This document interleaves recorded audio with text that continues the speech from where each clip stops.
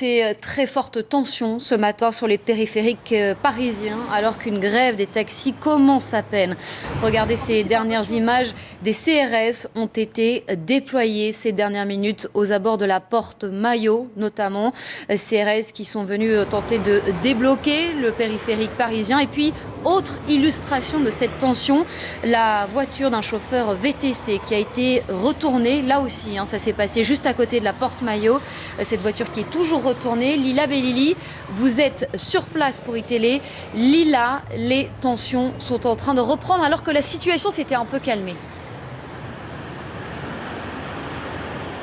Oui, elle s'était un petit peu calmée, mais il y a une équipe mobile qui continue à provoquer les forces de l'ordre, qui continue à jeter des cailloux sur les voitures, les taxis qui ne font pas grève, les Uber.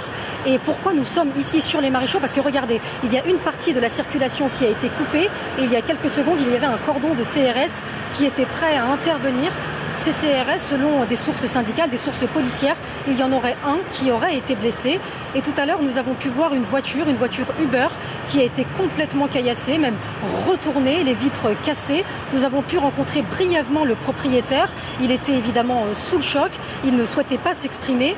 Donc voilà, ici à Porte-Maillot, la situation est très tendue. D'ailleurs, tout à l'heure, ce matin, un peu plus tôt, il y a 1 heure, environ 2 heures, nous avons rencontré plusieurs Uber qui ont été également caillassés. Ils ont dû abandonner leur véhicule sur le périphérique.